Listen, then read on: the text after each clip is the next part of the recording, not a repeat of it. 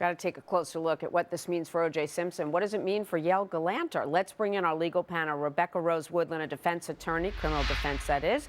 David Schwartz, also criminal defense attorney, former prosecutor, two of the folks I'd call if I were in trouble. Good to have you both here. Thank you. Hi, Jamie. Rebecca, how high is the standard to prove that a lawyer has been ineffective as counsel? You know, Jamie, it's a very high standard. And I think what we're looking at here is O.J. just making a very desperate attempt that really doesn't make any rational sense.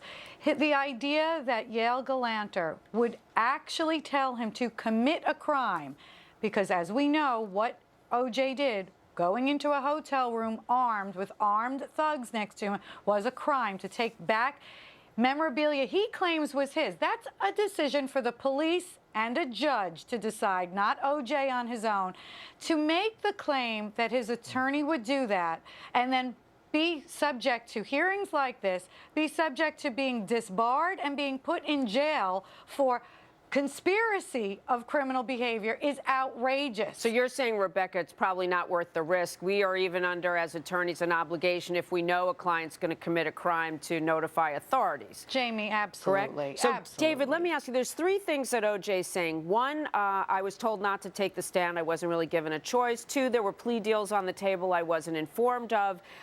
Three, he is saying that his attorney told him to go ahead and commit the crime.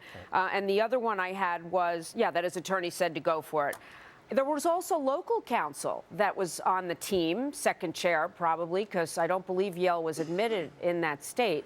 So the question is, why bring the case at all? It seems to me there's a risk for O.J. He's up for parole in a couple of years, and the things that are coming out may not be helpful in that hearing. Well, that's true, but he's the one that's sitting in jail right now. So certainly you have the right to bring an ineffective assistance of counsel argument, and I think a criminal defendant should have the right to do that. Do I think any of those three items will rise to the level of ineffective assistance of counsel? Absolutely not. When you look at the Strickland case, United States Supreme Court case, there have been lawyers that have fallen asleep. There have been lawyers that have been on drugs. There have been lawyers that have been under the influence of alcohol during the trial, and those were still determined to be effective assistance of counsel. That is such an interesting analysis and good information on this. So now, David, you heard O.J. I want to ask both of you on the stand. How compelling a witness is he now? How compelling would he have been if, in fact, it made sense for him to take the stand? Well, I agree with Rebecca on that point. To accuse your attorney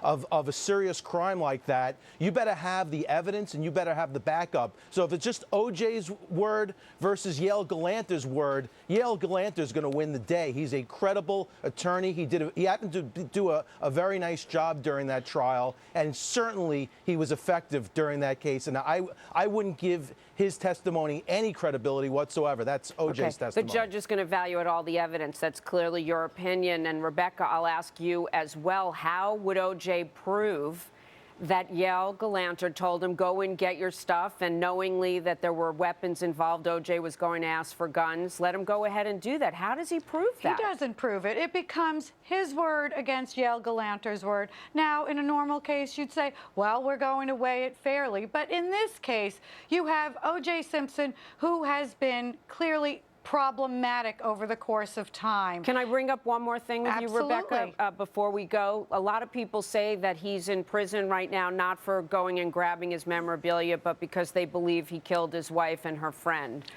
So the question is, could he have made an argument that there was some prejudice against him for sentencing due to a prior crime? He could have made that argument, but the jury came to a conclusion that he was guilty on these counts. So any argument that he may make in that vein doesn't really hold any water in a court of law. It may be all of his publicity and all of his nonsense, but the reality is we had jurors who decided fairly. I am sure I go to court every day. I select juries. Jurors want to do the right thing in every case. They did not punish him. No, we thank all the jurors for their service. Exactly. We've all been down there as well. Hey, guys, thank you so much. You. David, I wish I had more time, but I know you'll follow it, and as we do, please come back. Absolutely. Okay? Have a great day, guys. Thank you. Kelly? I got a question for